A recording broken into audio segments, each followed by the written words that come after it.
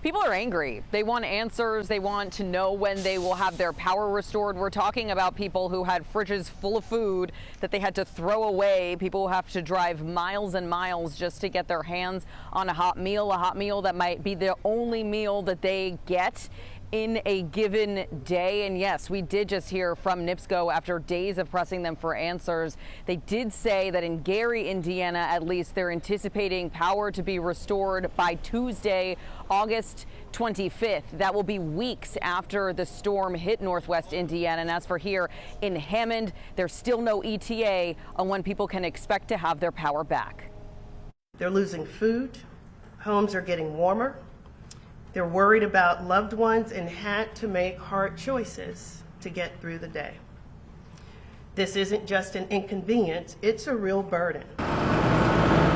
After days of pressing, NIPSCO finally gives some answers. Information for folks who have been without power for 9 days. Keonji Williams and her family just got the keys to their new home. New home, no power. I have not been able to get through to NIPSCO. Actually, a few of my neighbors also have tried. Not any luck talking to a live person. So I was like, okay, the next step is public shame. Which is partially why she called us. It is a shame. You take people's money, you surplus the bills every month, and we're going through all of this. ComEd, they came on like a few hours, days later. We're 2 weeks in, still struggling. We've seen NIPSCO around the Hammond area with subcontractors from Florida that came to help.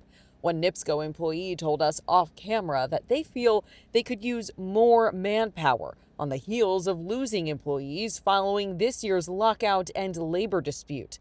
Meantime, neighbors help neighbors, especially those who have lived on the block for decades. They have no phone because they use the landline. So they're very vulnerable because they don't have anybody else to vouch for them. We would not, we have not, and should not ever prioritize how we respond based on color, based on socioeconomic status. That is not the business we're in.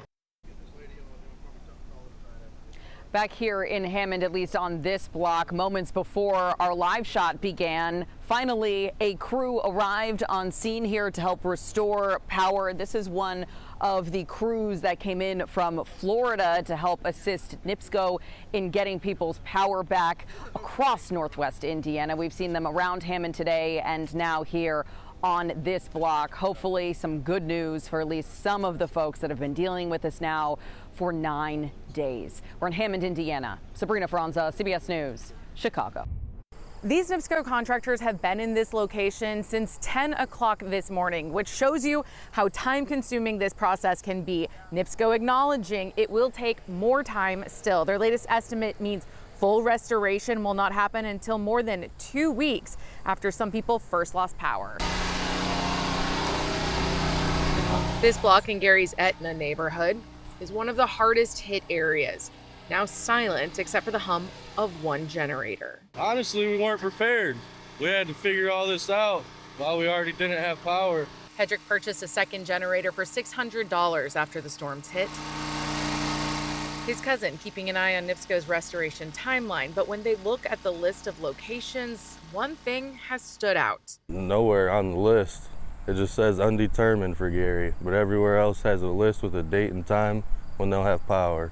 We're the only ones that don't. It's something 1st District Councilwoman Lori Latham noticed too. Super frustrating. That is a message that I would deliver to NIPSCO. There is no relevant list that Gary is not on. Like if Gary is not on it, there is no relevant list that should be out that does not include Gary. Latham acknowledges the historic number of outages, but she says she has been concerned about the lack of progress. She's telling her constituents that they are focused on what they can do to help each other right now. Placing blame will come later, though they are having those conversations amongst themselves. Yeah, they're happening. It's hard to talk about this without having that conversation. Yes. Yeah. And she says there's one mistake NIPSCO can fix immediately. Don't issue another list without Gary on it. Latham says that she is now directing her residents to help the neighbors who don't have power and then to support the small businesses that do. She, like so many other people, does not have power at her home. From Gary, Sarah Maki, CBS News, Chicago.